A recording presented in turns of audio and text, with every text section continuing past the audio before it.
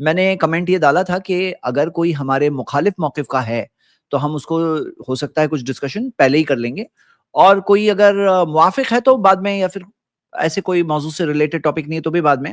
تو ایک بھائی نے کہا تو میں نے ان کو یہاں لیا ہے. یس عبداللہ بھائی، آپ امید کرتا ہوں آپ موضوع پہ بات کرنے والے ہیں انشاءاللہ. السلام علیکم ورحمۃ اللہ. وعلیکم السلام ورحمۃ اللہ وبرکاتہ. آواز آ رہی ہے شیخ صاحب؟ جی آ رہی ہے جی. ہاں جزاک اللہ خیر. ہاں جی، اسی پر موضوع پر بات کروں گا انشاءاللہ. جی اور میں پہلے یہ بتا دوں، کوئی بھی صحابہ اکرام رضی اللہ عنہ ان کے میں کسی کے بھی خلاف نہیں ہوں، اور میں کسی پر اشکال کرنے بھی نہیں آیا ہوں. میرا ایک جی جینیون اشکال ہے جو میں نے سنا ہوا، اس کا مجھے جواب چاہیے، جی کیونکہ جی میں تلاش کر رہا ہوں اس کا جواب. تو یہ اسٹریم میں سوچا اسی موضوع پہ ہے، تو میں اس کے تعلق سے پوچھنا چاہتا ہوں. ٹھیک ہے، آپ سوال ایک پوچھ لیجیے. اگر ہم نے سوال کا جواب پچھلی سٹریمز میں دیا ہے تو میں اس طرف آپ کو اشارہ کر دوں گا، اور اگر کوئی اچھی اہم بات ہے تو ابھی ہم لے لیں گے. جی بتائیے. جی جی شیخ صاحب، میرا سوال یہ ہے کہ جو قرآن میں آیت ہے مہاجرین و انصار کے تعلق سے، اور جو ان کے لیے رضی اللہ عنہم کے الفاظ ہے، اس بارے میں سن رہا تھا کچھ روافظ کو. وہ کہتے ہیں کہ اس جملے میں، یعنی مہاجرین اور انصار جن سے اللہ راضی ہے، اس میں سارے مہاجرین اور انصار نہیں شامل ہے، بلکہ اس میں صرف اور صرف مومنین ان میں سے تھے وہ شامل ہے. اور وہ استثناء کرنے کے لیے وہ قرآن کی آیت سے دلیل دے رہا ہے کہ قرآن میں موجود ہے سورہ مدثر میں. سورہ مدثر جو ہے مکی آیت ہے اور مکہ میں نازل ہوئی ہے. اس کے بارے میں اختلاف ہے کہ یہ پہلی ہے، دوسری ہے یا چوتھی ہے. البتہ ٹاپ 4 جو سٹارٹ میں نازل ہوئی ہے ان آیتوں میں سے، ان سوروں میں سے سورہ مدثر ہے. تو اس میں ذکر ہے آیت نمبر 31. اگر زید پٹیل صاحب بھائی آپ اسکرین پہ لگا دیں، مجھے آیت کی حفظ نہیں ہے. نہیں آپ تو بتائیے، آیت میں نمبر جی آیت نمبر بتائیے سوال 31 کیا میں، ہے. آیت نمبر جی 31 میں مرض القلوب کا ذکر ہے کہ جو لوگ جن کے دلوں میں کجی ہے، جن کے دلوں میں مرض ہے، اور کافرین. تو یہ جو اس وقت صحابہ کرام رضی اللہ عنہ موجود تھے، وہ کہہ رہے کہ اس آیت سے ثابت ہوتا ہے کہ مکہ میں جو ایمان لانے والے تھے، جو بعد میں ہجرت کیے، ان میں سے مرض القلوب بھی تھے. تو مہاجرین و انصار والی آیت میں یہ لوگ شامل نہیں ہوتے، لہٰذا وہ آیت سے استدلال اہل سنت کا غلط ہو جاتا ہے. ٹھیک ہے. شیخ صاحب میرا پوائنٹ رکھ پایا ہو کیا جو اعتراض ہے ان کا؟ ٹھیک ہے، تو آپ کا سوال جو ہے سورہ مدثر کی آیت نمبر 31 کے متعلق ہے. ٹھیک ہے. جی اس جی، میں اس سے وہ استثناء کر رہے ہیں کہ مکہ میں جو ہے موجود جو مومنین تھے اول، ان میں بھی بعض جو ہے منافقین تھے.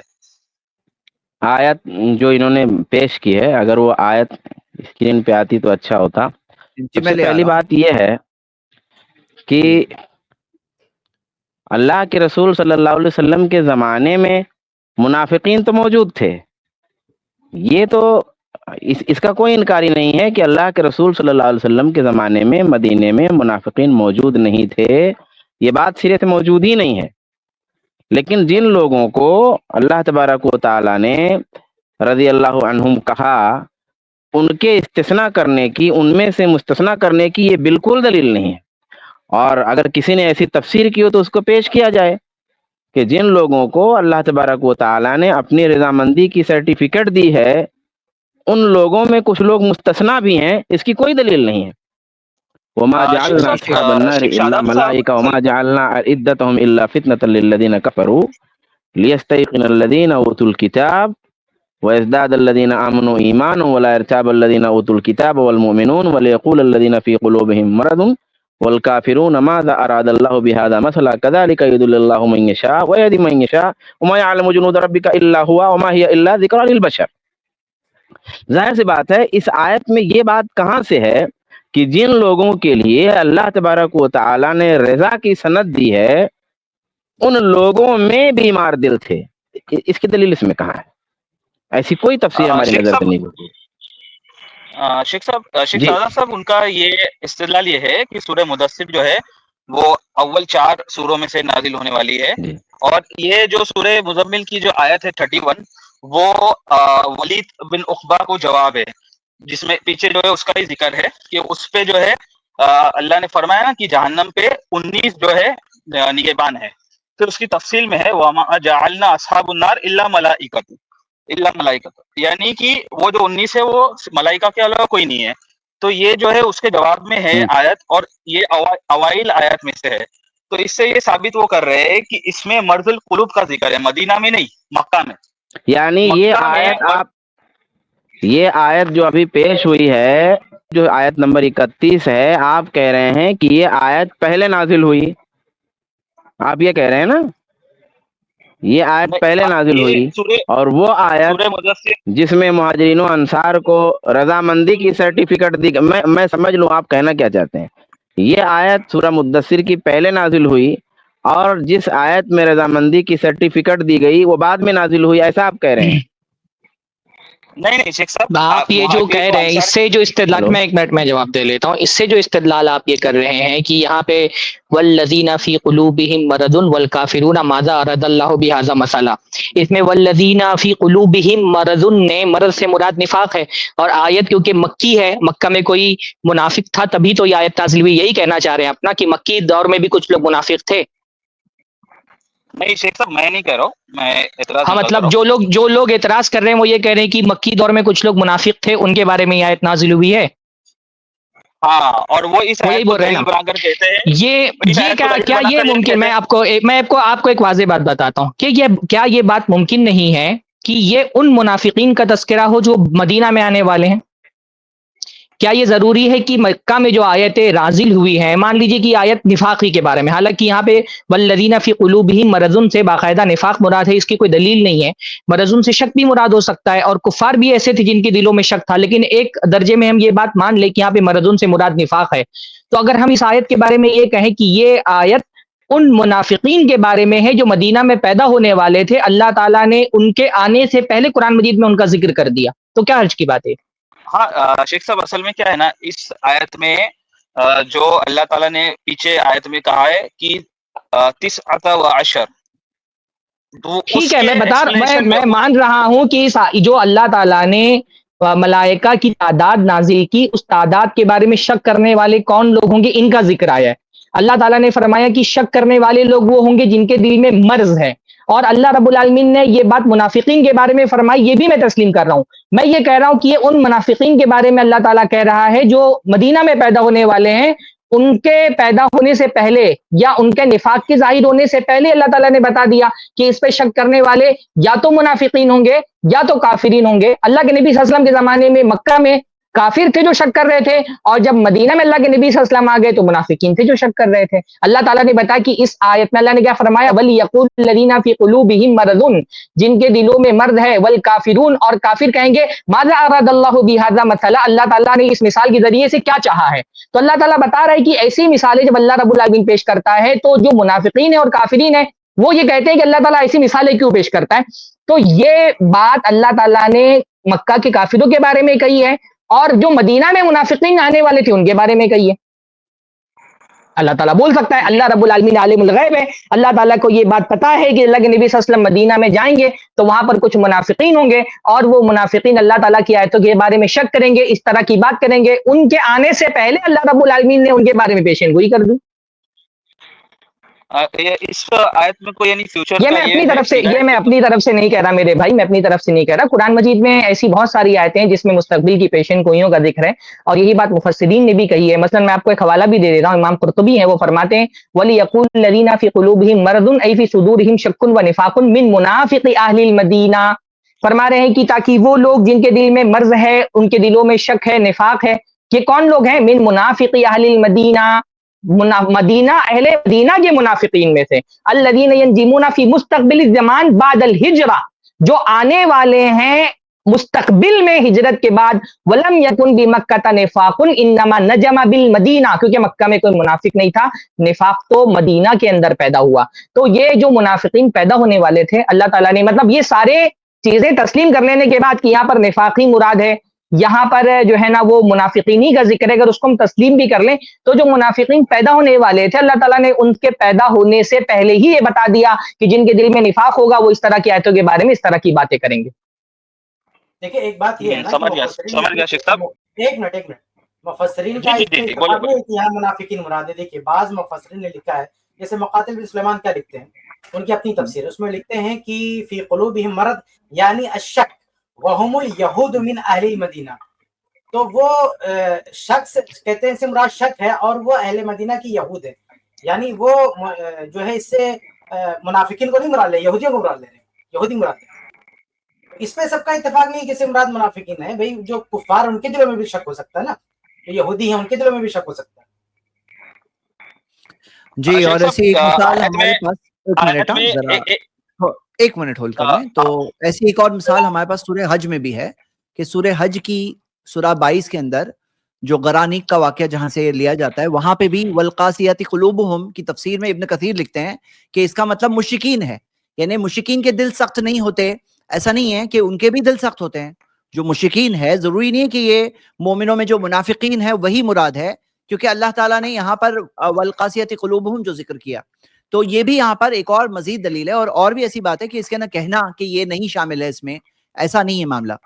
جی، اور آپ عقلی اعتبار سے بھی سوچیں کہ مکہ میں منافق کی ہوں گے بھائی، جو لوگ منافق تھے، آپ تھوڑا سا ایک اور سن لیں، جو منافق تھے وہ نفاق کے راستے پر کیوں چلے؟ مدینہ میں یہ صورتحال تھی کہ مسلمانوں کا غلبہ ہو گیا تھا، جہاد ہو رہا تھا، مسلمانوں کے ہاتھ میں مال غنیمت آ رہا تھا، تو یہاں کچھ لوگ مسلمانوں سے فائدہ اٹھانے کے لیے اور جو کافر ہونے کا نقصان تھا اس سے بچنے کے لیے بظاہر وہ انہوں نے اسلام کا دعویٰ تو کر دیا تھا، لیکن دل میں ان کے کفر تھا، کیونکہ وہ مسلمانوں سے فائدہ اٹھانا چاہتے تھے۔ مکہ میں تو جو اسلام ظاہر کرتا تھا اس کو اذیتیں دی جاتی تھی، تکلیفیں دی جاتی تھی، وہاں تو اسلام ظاہر کرنے میں فائدہ نہیں تھا، خطرہ تھا۔ مدینہ میں اسلام ظاہر کرنے پر فائدہ تھا، اس لیے لوگ بظاہر اسلام ظاہر کر رہے تھے، دل میں کفر چھپا کر کے رکھا تھا۔ مکہ میں ایسا کیوں ہوگا کہ کوئی آدمی جھوٹا اپنے آپ کو مسلمان بولے اور دل میں اس کے کفر ہو؟ وہاں تو اسلام ظاہر کرنے پر اذیتیں دی جا رہی تھی، تکلیفیں دی جا رہی تھی، پریشانی میں مبتلا کیا جا رہا تھا، تو مکہ میں آخر کوئی آدمی کیوں دل کے اندر کفر رکھ کر کے جھوٹا اسلام ظاہر کرے گا؟ تو آپ عقلاً بھی تھوڑا سا دماغ لگائیں تو آپ کو یہ بات سمجھ میں آئے گی کہ مکہ میں نفاق کیوں نہیں تھا۔ مکہ میں تو بہت ساری تعداد میں ایسے لوگ تھے جن کے دل میں ایمان تھا، لیکن وہ ڈر کے مارے کفار کی اذیتوں کے بول نہیں پا رہے تھے، خوف کے مارے انہوں نے اپنا ایمان چھپا کر کے رکھا تھا۔ مکہ جو دور تھا اس میں ایمان ظاہر کرنے میں مصیبتیں تھی، ایمان کو چھپانے میں عافیت تھی، اس لیے بہت سارے لوگوں نے ایمان کو دلوں میں چھپا کے رکھا تھا، ہمت نہیں کر پا رہے تھے اپنے ایمان کو ظاہر کرنے کی۔ اس کے برخلاف مدینہ میں آئے تو اپنے آپ کو مسلمان ظاہر کرنے کا فائدہ تھا، اسلامی ریاست ہو گئی تھی۔ تو عقلاً بھی آپ سوچیں تو مکہ میں منافق کے وجود کا کوئی معنی سمجھ میں نہیں آتا، کوئی معقولیت نہیں سمجھ میں آتی کہ مکہ میں آخر کوئی آدمی کیوں منافق رہے گا؟ وہاں پر تو جو اسلام ظاہر کرنے پر اور اذیتیں دی جا رہی تھی، تو آدمی جھوٹا اسلام ظاہر کر کے اپنے آپ کو اذیتوں میں کیوں مبتلا کرے گا؟ تو آپ تھوڑی سی عقل بھی لگائیں تو آپ کو سمجھ میں آئے گا کہ مکہ میں منافقین کے وجود کا کوئی وجہ سمجھ میں نہیں آتی، کوئی اس کی معقولیت اس میں سامنے نہیں ہے۔ باقی رہا معاملہ یہ کہ بھائی صحابہ کے بارے میں اگر ہم جب صحابی کہتے ہیں نا تو صحابی میں منافق شامل ہی نہیں ہوتا، کیونکہ ہم صحابی کی تعریف کیا کرتے ہیں؟ من لقی النبی صلی اللہ علیہ وسلم مؤمنا ومات علی الایمان، جس نے اللہ کے نبی سے ایمان کی حالت میں ملاقات کی ہو اور ایمان کی حالت میں اس کی موت ہوئی ہو، منافق مومن نہیں ہوتا ہے۔ تو منافق جو ہے وہ اللہ کے نبی صلی اللہ علیہ وسلم کا صحابی ہو ہی نہیں سکتا ہے، منافقین اللہ کے نبی کے صحابی نہیں ہو سکتے۔ جب ہم صحابی کہتے ہیں تو اس میں منافق شامل نہیں ہوتے، ایمان لانے والے لوگ شامل ہوتے ہیں۔ اچھا، ہم لوگوں کے یہاں جو چیز ہے وہ کیا ہے کہ معلوم یہ لوگ جو روافض ہیں یا جو بھی ہیں استدلال کرتے ہیں، وہ جو صحابہ کرام معلوم ہیں، جن کی سیرت معلوم ہے، جن کا نام معلوم ہے، ان کے اندر وہ منافقین کی تعین کرتے ہیں۔ حالانکہ جو منافقین ہیں بہت سارے لوگ غیر معلوم ہیں۔ باقی جو صحابہ کرام رضوان اللہ تعالی علیہم مجمع دو طرح کے ہیں، کچھ لوگ ہیں جو معلوم ہیں اور کچھ لوگ ہیں جو معلوم نہیں ہیں ہمارے پاس۔ روافض کیا کرتے ہیں؟ جو صحابہ کرام معلوم ہیں، جن کی سیرت معلوم ہے، قرآن میں جن کے بارے میں گواہی ہے، رسول صلی اللہ علیہ وسلم کی حدیثوں میں جن کے بارے میں خوشخبری ہے، ان میں منافق تلاشتے ہیں۔ تو بھائی ان میں کہاں منافق ہو سکتے؟ منافق یعنی جھوٹی صحبت، یعنی سچی صحبت نہیں، جھوٹی صحبت۔ تو جھوٹی صحبت والے منافقین تو غیر معلوم ہیں، معلوم میں کہاں ہے؟ معلوم میں تو جو ہے وہ ایک دم بالکل کلیئر ہے، واضح ہے۔ اگر کوئی منافق ہے تو وہ صحابی نہیں کہا جا رہا۔ جتنے لوگوں کو صحابی کہا جا رہا ہے اور وہ معلوم بھی ہیں تو ان کے اندر منافق کے لوگ تلاشتے ہیں اور ان کے اندر نفاق ہے ہی نہیں۔ تو یہ روافض کا مسئلہ ہے۔ روافض کا مسئلہ یہ نہیں ہے کہ بھائی کچھ منافقین تھے ان کو بتایا جا رہا ہے جو چھپے ہوئے تھے۔ بھائی جو چھپے ہوئے تھے، جو حقیقت میں منافق تھے، وہ تو اہل سنت بھی کہتے ہیں کہ منافقین مدینے میں موجود تھے، لیکن جن صحابہ کرام کی سیرت اور ان کا نام معلوم ہے ان کے بارے میں سب کلیئر ہے کہ یہ سب منافقین میں سے نہیں ہیں۔ مرافض انہی کو منافقین کہتے ہیں، یہ ان کی چال سمجھیے۔ اس میں شیخ صاحب نے بولا کہ اہل مدینہ میں سے کچھ مراد ہے، تو ٹھیک ہے، یہ ہم اہل سنت کے لیے تو حجت ہے، لیکن ان روافض پر کس طرح سے اس کو حجت قائم کی جائے؟ وہ کہیں گے کہ تم نے تمہاری مرضی سے تفسیر کرو کہ بعد میں آنے کے لیے دلیل کیا ہے؟ दूसरी बात यहूद नसारा मुशरिकीन से मुराद नहीं, क्योंकि साथ में वल काफिरीन की इस्तिस्ना अलग से की गई है। वो कहते हैं कि वल काफिरीन और मर्जुल कुलूब दो इसमें साथ में है कि मर्जुल कुलूब वाले और काफिरीन तो खुलकर है, तो वो कह रहे हैं कि यहूद नसारा ये तो अलग से है। दूसरी बात एक बात इसमें शेख साहब ये थी कि ये जो मर्जुल कुलूब है, ये जरूरी नहीं कि मर्जुल कुलूब से मुराद ये नहीं कि जो झूठा इस्लाम लाया और वो जो है छुपा के इस्लाम बैठा था। मर्जुल कुलूब से मुराद ये है कि वो ईमान तो सच्चे दिल से लाया था, लेकिन उसके दिल में कोई शक व शुबा पैदा हो रहा है, मतलब कि वो दिल में लाया, यानी साबित कदम नहीं है। ये उनका अच्छा, एक मिनट एक सवाल का आपके जवाब देता हूँ। वली यकूलू, आपको अगर थोड़ी सी अरबी आती होगी तो मैं ये जानना चाहता हूँ, वली यकूलू ये कौन सा सेगा है? माजी है, मुजारे है, क्या है ये? अम्र है, क्या है ये? नहीं यार, ग्रामर नहीं आता शेख साहब में। देखिए यकूलू क्या है मैं आपको बता देता हूँ। अरबी में माजी, हाल, मुस्तकबिल 3 जमाने होते हैं ना, पास्ट, प्रेजेंट और फ्यूचर। तो यकूलू जो है वो मुजारे का सिगा है, और उसमें जो है वो हाल के माना भी पाए जाते हैं और मुस्तकबिल के माना भी पाए जाते हैं। इसलिए देखिए जो तर्जमा इन्होंने किया है वो क्या है, जैद भाई थोड़ा सा इंग्लिश में आप तर्जमा देखेंगे, इसमें क्या तर्जमा है, आप पढ़ के सुना दे मुझे, दिख नहीं रहा मोबाइल पर मैं हूँ जी। so that the people of the book will be certain and the believers increase in faith, and neither the people of the book nor the believers will have any doubt, and so that the hypocrites with sickness in their heart, तो hypocrite ये bracket है यानी कि ये those with sickness in their hearts and the disbelievers will argue है ना। मुजारे का सिगा है, लाम उस पर लगा हुआ है, इससे पता चल रहा है कि ये मुस्तकबिल के लोगों की बात हो रही है। ये नहीं कहा जा रहा है कि इस आयत से ये दलील पकड़ी ही नहीं जा सकती है कि ये मुनाफिकीन उस जमाने में मौजूद थे, बल्कि आयत इस बात को दर्शा रही है, आयत से ये बात वाज़ेह हो रही कि मुस्तकबिल में लोग ये कहेंगे। तो अगर इस आयत से कोई इस्तेदलाल कर रहा है कि आयत के नाजिल होते वक्त कुछ लोग मुनाफिक मौजूद थे, तो आयत से तो पता ही नहीं चल रहा है, क्योंकि आपका सारा दारोमदार लियक़ूला पे है, ताकि ये लोग कहेंगे, तो ये ऑलरेडी मुस्तकबिल कैसेगा, इसका मतलब आने वाले लोगों की बात हो रही है। तो इससे तो ये साबित ही नहीं हो रहा है कि आयत के नुज़ूल के वक्त मुनाफिकीन मौजूद थे। ये आयत तो खुद जो है ना, देखिए अरबी तर्जमा में विल है, उर्दू में जिन लोगों ने तर्जमा किया है, मतलब मोहम्मद हुसैन नजफी हैं, वो तर्जमा करते हुए कहते हैं, मैं इसलिए शी आलिमी का हवाले देता हूँ, वो तर्जमा करते हुए कहते हैं कि और जिनके दिलों में बीमारी है और काफिर लोग कहेंगे, उन्होंने भी तर्जुमा कहेंगे से किया है कि मुस्तकबिल में ये लोग कहेंगे।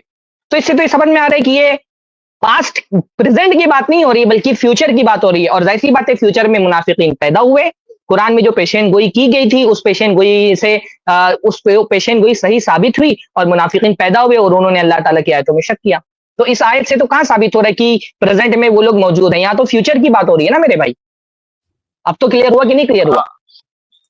शेख साहब बिल्कुल, लेकिन ये बात और अभी जो तर्जुमा आपने किया उसमें ये है कि जो मर्जुल कुलूब है और काफिरीन वो फ्यूचर में कहेंगे, तो कहने पर उनका इस्तेदलाल नहीं है, लेकिन जो है इस बात पर इस्तेदलाल है। तो इसमें आयत में ये नहीं कि अभी कुछ लोग ऐसे मौजूद हैं जिनके दिल में निफाक है, आयत में कहा गया जिनके दिल में निफाक है वो कहेंगे। मुस्तकबिल के बारे में ये बात हो रही है कि निफाक जिनके दिलों में वो कहेंगे, मुस्तकबिल के बारे में बात हो रही है, प्रेजेंट के बारे में बात नहीं हो रही है। मैं समझ गया आपकी बात, लेकिन इधर ये है कि जिनके दिलों में कजी है, मैं निफाक नहीं कहूंगा, जिनके दिलों में कजी है वो कहेंगे, फ्यूचर में कहेंगे, लेकिन इस वक्त है वो इस वक्त है, ये कहां पर आयत के अंदर नहीं, इस वक्त मौजूद है, ये आयत में कहां लिखा है? अच्छा, नहीं है क्या ग्रामर से? नहीं, आयत में से कोई ऐसा ग्राम इसमें लिखा है कि जिनके दिलों में निफाक है, ये सिर्फ सेगा है फी कुलूबिहिम मरदुन, जिनके दिलों में मर्ज है। ये साबित नहीं होता कि वो लोग अभी मौजूद हैं, वो लोग आएंगे, मुमकिन है कि वो लोग आए और वो लोग कहें। यहाँ पे लियकुला इसलिए आया है, लियकुला का तर्जमा मैंने आपको दिखाया कि इंग्लिश ग्रामर में भी कहें विल का तर्जमे से किया गया है, और उर्दू जिन्होंने तर्जमा किया उन्होंने भी विल कहेंगे से तर्जमा किया है। और अच्छा ठीक है, मान भी लें, एक हद तक के हम आपका आर्ग्यूमेंट मान लेते हैं कि मक्का में कुछ लोग मुनाफिक थे, तो इससे क्या साबित होता है? इस आयत से ये कैसे साबित होता है कि जिनको अल्लाह रब्बुल आलमीन ने जिनके बारे में कहा रज़ी अल्लाहु अन्हुम व रज़ू अन्हु, वो उनमें से कोई मुनाफिक था, ये कैसे साबित होता है? शेख साहब بہت بہت جزاک اللہ اتنی بات کے لیے. میں یہ کہہ رہا ہوں نہیں کہ ان کا بھائی میں یہ کہہ رہا ہوں کہ اگر اس آیت سے یہ مان بھی لیا جائے، ایک قدم آگے بڑھ کر کے ہم تسلیم کر لیتے ہیں چلیے کہ مکہ میں کچھ لوگ منافق تھے، چلیے مان لیا ہم نے، اس سے یہ کیسے ثابت ہوتا ہے کہ اللہ رب العالمین نے جن کے بارے میں یہ کہہ دیا کہ اللہ ان سے راضی ہو گیا، وہ اللہ سے راضی ہو گئے، اس میں سارے صحابہ نہیں آتے؟ دیکھیے شیخ صاحب، جو قرآن میں آیت ہے زید بھائی وہ آیت لگا دیں تو. ہاں والذین اتبعوہم بإحسان، ہاں ادھر جو ہے کون سی من والی؟ نہیں ہاں ایسا وہی سورہ توبہ، رضی اللہ عنہم ورضون، سورہ توبہ والی. ہاں اوکے ہاں بولیے. اس میں الفاظ ہے من مہاجرین والانصار.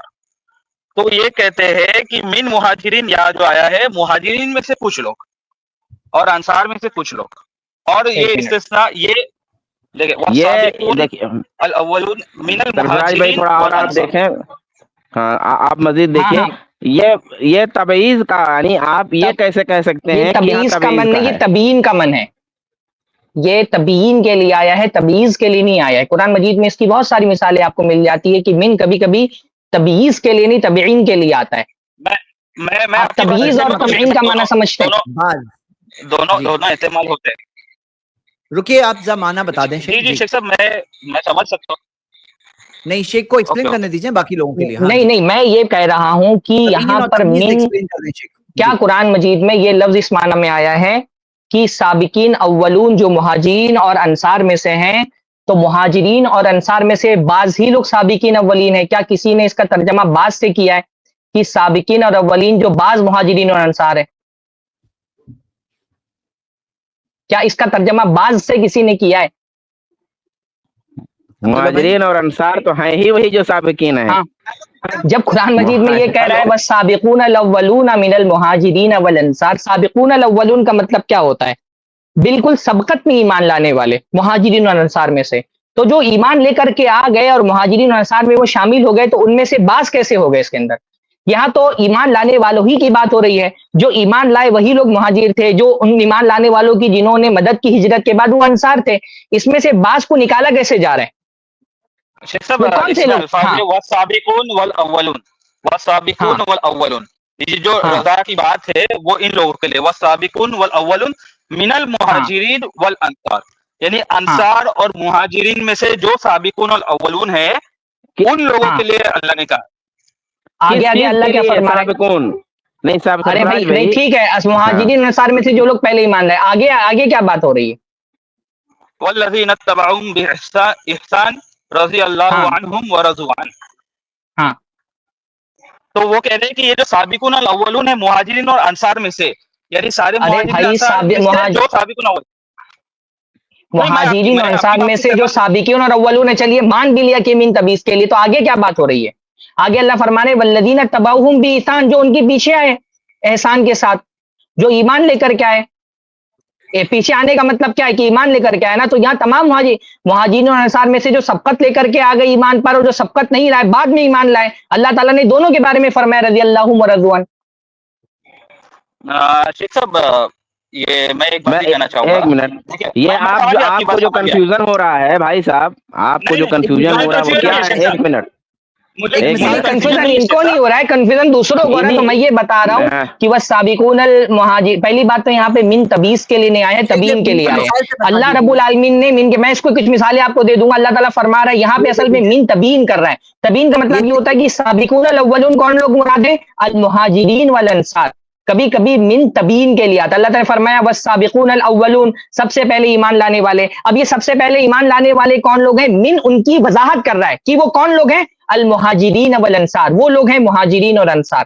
والذین تبعوہم بإحسان، اور جو ان مہاجرین کے پیچھے آئے اور ایمان لائے احسان کی حالت میں ان کے پیچھے چلے.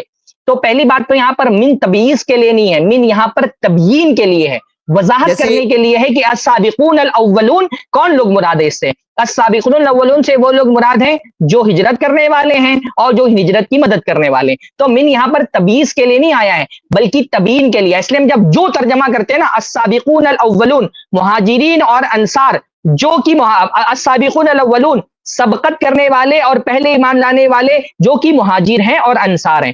والذین تبعوہم، اور جو ان کے پیچھے آنے والے، یعنی جب ہجرت کا دروازہ بند ہو گیا اس کے بعد بھی جو لوگ ایمان کی حالت میں ان کے ایمان والوں کے راستے پر چلے رضی اللہ عنہم ورضوا عنہ، اللہ ان سے بھی راضی ہے، وہ اللہ سے بھی راضی ہے. تو اگر آپ من کو تبیین کے لیے بھی مانیں تب تو کوئی مسئلہ نہیں، اور صحیح بات ہے کہ من یہاں پر تبیین کے لیے آئے. اور اگر آپ تبیین کے نام لیے مانیں، تبعیض کے لیے مانیں کہ یہاں پر من بعض کے معنی میں آئے، سارے مہاجرین اور انصار السابقون الاولون میں شامل نہیں تھے، اگر آپ کہہ دیں کہ من یہاں پہ تبعیض کے لیے، تو بھی بعد والی آیت کا جو بعد والا حصہ ہے والذین اتبعوہم بإحسان، کہ ان کے پیچھے جو لوگ ان کا اتباع کے احسان کے ساتھ ایمان کے راستے پر ان کے پیچھے چلے، اللہ ان سے بھی راضی ہو گیا. تو من کو آپ تبیین کے لیے بھی مانیں گے تو بھی رضا کی سند صحابہ کو ملتی ہے، من آپ تبعیض کے لیے بھی مان لیں تو بھی رضا کی سند صحابہ کو ملتی ہے. دونوں صورتوں میں کوئی اس کا کوئی جو ہے نا وہ اس میں اشکال پیدا ہی نہیں ہوتا ہے.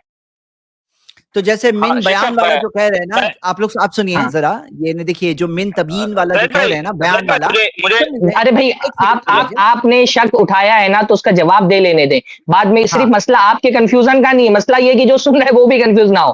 جی جی، جیسے آپ سوال کا جواب دیجئے. اللہ تعالیٰ نے کیا فرمایا؟ فَاجْتَنِبُوا الرِّجْسَ مِنَ الْأَوْثَانِ، کہ بتوں کی گندگی سے اجتناب کرو، بچو. تو من جو ہے اوثان، من الاوثان یعنی بتوں کی، تو بتوں میں سے یعنی بعض بت اچھے بھی ہوتے ہیں کیا؟ یعنی کون سی گندگی سے اجتناب کرو، بچو، کون سی؟ تو یہ من کون سا ہے؟ یہ بیان والا ہے. بیان والا یعنی کہ ڈیٹیل والا. تو جو شیخ کہہ رہے ہیں نا کہ تبیین والا ہے، وہاں پہ تبییض والا نہیں ہے. تو یہ اس کی ایک مثال سورہ حج میں سے آیت نمبر 30، سورہ 22 آیت نمبر 30 آپ دیکھ رہے ہیں. جی شیخ اب اچھا، یہ سمجھنے کے لیے بھی ان کو جو ابھی ایک بات باقی ہے. ایک بات، اچھا ایک آیت میں اور بتا دوں. ایک سیکنڈ سرفراز بھائی، دیکھیے میں جانتا ہوں کہ یہاں مین کس لیے آیا ہے اور اہل سنت کا موقف واضح ہے، مجھے کوئی اشکال نہیں ہے، اور آپ نے واضح بھی کر لیا، دونوں ایک معنی کے لیے آتا ہے، مجھے پتا ہے وہ کہ دونوں معنی کے لیے وہ آتا ہے. لیکن یہ ہم اہل سنت سے بات نہیں، یا شیعوں سے بات چالو ہے، تو ہم ہمارے مفسرین ہو رہی ہے تو ہمارے لیے حجت ہے بالکل، اور الحمدللہ ہم اس پہ ثابت قدم بھی ہے. لیکن یہاں مسئلہ یہ ہے کہ وہ استدلال، میں وہ بتا رہا تھا کہ وہ آیت سے یا استدلال کیا کر رہے ہیں. وہ یہ کہہ رہے ہیں، میں نے اس لیے میں نے دونوں تعویلیں کر دیا کہ من اگر بیان کے لیے بھی مانے تو بھی واضح ہے بات، اور اگر من بیان کے لیے نہ مانے، تبعیض کے لیے مانے تو بھی واضح ہے. کہ اگر تبعیض کے لیے بھی مان لیں تو والذین اتبعوہم بإحسان سے وہ رضا والے کیٹیگری میں شامل ہو جاتے ہیں، والذین اتبعوہم بإحسان سے. تو آپ تبعیض کے لیے بھی مانیں گے تو بھی آگے والی آیت کا جو دوسرا حصہ ہے نا وہ صحابہ کرام کی عظمت کو بیان کرنے کے لیے کافی ہے. جی بالکل. اچھا، میں ایک منٹ سے میں یہ کہہ رہا ہوں کہ دیکھیں بالکل آپ کی بات صحیح ہے کہ والذین اتبعوہم بإحسان، ادھر الفاظ آ گئے کہ جو اچھے سے ان کی اتباع کرے. اب یہاں تو بالکل اہل سنت کا یہی موقف ہے، سارے صحابہ نے اتباع جو اچھے سے کی ہے. بعد میں اگر ادھر پہلے مہاجرین و انصار سارے شامل تھے، بعد میں جو جوائنڈ ہوئے وہ بعد والے صحابہ تھے، یہ معنی ہم لیتے، تو یہ معنی لے تو بھی ساروں کے لیے جو عدالت ثابت ہو گئی، ٹھیک ہے. لیکن یہاں جو ہے روافض کہتے ہیں کہ ادھر احسان کی شرط ہے، یعنی سارے صحابہ نہیں ہے، احسان کی شرط ہے اتباع میں. تو مین وہ لوگ جو ہے استثناء کے لیے لیتے ہیں، یعنی ایکسیپشنز کے لیے لیتے ہیں، اور یہاں جو ہے احسان کی شرط ہے. دوسرا میرا مقصد یہ تھا کہ تو ٹھیک ہے نا، مین اگر یہاں پر احسان کی شرط ہے، اسی لیے تو ہم کہتے ہیں کہ منافقین اس میں نہیں شامل ہیں، اسی لیے تو ہم کہہ رہے ہیں نا کہ منافقین اس میں نہیں شامل ہیں. بھائی دیکھیے قرآن مجید میں اللہ رب العالمین نے کیا فرمایا، صرف یہی ایک آیت تو نہیں ہے نا، یہ صرف نہیں، آپ بھائی آپ سمجھ گئے لیکن سب کو سمجھانا ہے، صرف آپ کو اکیلے نہیں سمجھانا ہے نا. قرآن مجید میں یہی ایک آیت تو نہیں ہے نا. اللہ تعالیٰ نے منافقین کے بارے میں کیا فرمایا؟ منافقین کو فرمایا آمینو کما آمن الناس، ایمان لاؤ جیسا کہ لوگ ایمان لائے. وہاں پہ لوگ ایمان لانے والوں سے کون تھے؟ مہاجرین اور انصار تھے. اللہ تعالیٰ نے یہود سے کہا فَإِنْ آمَنُوا بِمِثْلِ مَا آمَنْتُمْ بِهِ، اگر یہ ویسا ایمان لے کر کے جیسا تم ایمان لے کر کے. تو یہاں پہ تم جن سے خطاب کیا جا رہا تھا وہ کون تھے؟ وہ صحابہ کرام تھے. تو ہم اسی لیے کہ احسان کی شرط ہے، اسی لیے تو ہم کہتے ہیں نا کہ منافقین اس میں شامل نہیں. میرے خیال سے اگر کوئی اب اگر کوئی دیکھیے کیا ہے نا، اگر کوئی یہ کہتا ہے کہ نہیں صحابہ کرام جو ہے نا وہ سارے ایمان والے نہیں تھے، تو ہم کہتے ہیں ٹھیک ہے، اگر کوئی منافق تھا تو وہ تو صحابی نہیں ہے. اگر آپ حضرت ابو بکر حضرت عمر کو اس میں شامل کر رہے ہیں تو یہ غلط ہے، کیونکہ حضرت ابو بکر عمر کی ایمان کی گواہی تو اللہ کے رسول صلی اللہ علیہ وسلم نے دی ہے. حضرت عثمان کی ایمان کی گواہی تو اللہ نے دی ہے. تو آپ اگر اصل میں آپ استثناء کر کے نکالنا، میں آپ سے نہیں، میں ان روافض سے کہہ رہا ہوں جو استثناء کہہ رہے ہیں، میں کہہ رہا ہوں آپ استثناء کر کے نکالنا کس کو چاہ رہے ہیں. اگر آپ کہہ رہے ہیں استثناء ہے، کوئی کہے کہ استثناء میں حضرت علی سے بھی مستثنیٰ ہے، تو آپ کیا جواب دیں گے؟ جو جواب آپ حضرت علی کے لیے دیں گے نا، کیونکہ یہ آیتیں صرف حضرت ابو بکر و عثمان کے لیے نہیں ہے، یہ ان آیتوں سے حضرت علی کی بھی فضیلت ثابت ہوتی ہے. رضی اللہ ورضوا عنہم سے حضرت علی کی بھی فضیلت ثابت ہوتی ہے کہ اللہ تعالیٰ ان سے راضی ہو گیا.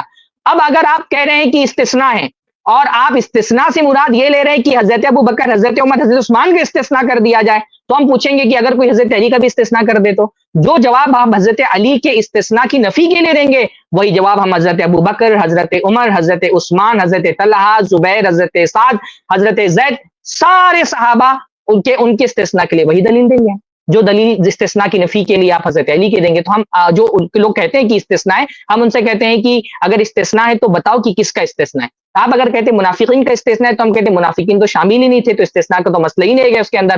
اور اگر آپ کہتے ہیں کہ جو یہ عظیم ترین صحابہ جن سے تم دل میں بغض رکھتے ہو، اگر استثناء کہہ کر کے یہ صحابہ مراد لے رہے ہو تو ہم کہنے پھر کل کوئی ناسبی کہے گا حضرت علی بھی مستثنیٰ ہے، اس ناسبی کو جو آپ حضرت علی کے استثناء کی نفی کی دلیل دیں گے نا، وہی جواب ہماری طرف سے حضرت ابو بکر کے لیے کہ ان کو اللہ کے نبی صلی اللہ علیہ وسلم جنت کی بشارت دی، وہی جواب ہمارا حضرت عمر کے لیے کہ اللہ کے رسول صلی اللہ علیہ وسلم نے ان کو جنت کی بشارت دی ہے، تو وہ ان کا تو استثناء نہیں ہو سکتا۔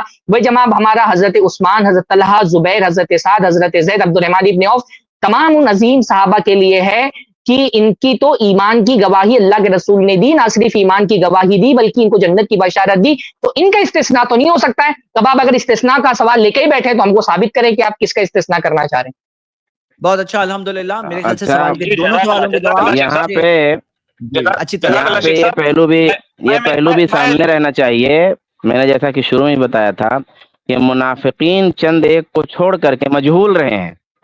میں نے کیا شروع میں بات کہی کہ بھئی روافظ کیا کرتے ہیں، معلوم جو صحابہ کرام جن کی سیرتیں معلوم وہاں سے مستثنا کرتے ہیں، استثنا لگاتے ہیں، جبکہ منافقین کا مسئلہ یہ ہے کہ چند ایک کو چھوڑ کر کے منافقین عموماً مجہول ہی رہے ہیں، پردے میں رہے ہیں، وہ راز میں رہے ہیں، ان کے نام اس طرح واضح نہیں ہوئے ہیں، ان کی سیرتیں نہیں معلوم ہے، صرف اتنا ہے کہ وہ منافق تھا چند ایک کو چھوڑ کر کے۔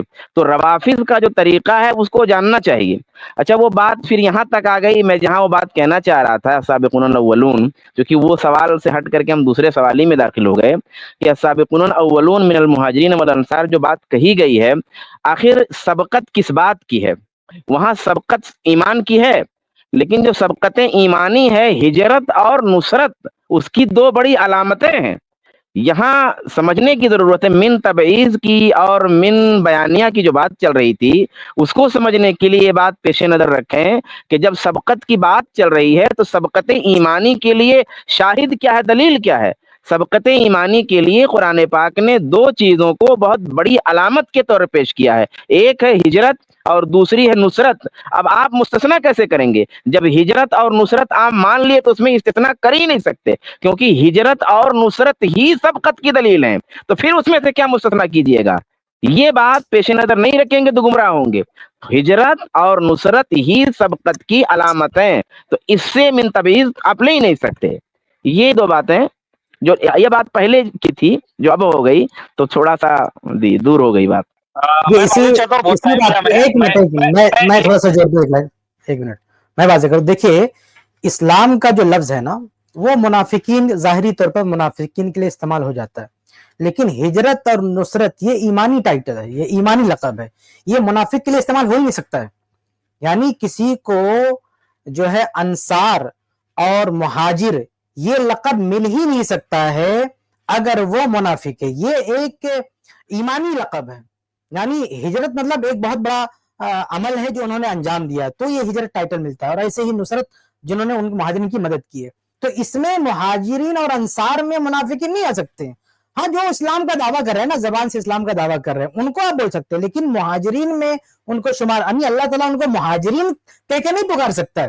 یعنی قرآن ان کو مہاجرین کا ٹائٹل دے اور انصار پھر کہے کہ اس میں بھی منافق ہو سکتے ہیں، ہو ہی نہیں سکتا۔ تو جن کو اللہ نے مہاجر کہہ دیا، جن کو اللہ نے انصار کہہ دیا، اس میں دور دور تک کوئی آ ہی نہیں سکتا، کیونکہ یہ جو عمل ہے، یہ جو ایکٹیویٹی ہے نا، نصرت اور ہجرت، یہ ایمانی ایکٹیویٹی ہے، یعنی وہ خالص مومن ہے، وہاں نفاق دور دور تک آ ہی نہیں سکتا۔ منافق کو آپ مہاجر نہیں کہہ سکتے، منافق کو آپ انصار نہیں کہہ سکتے ہیں، سمجھ رہے؟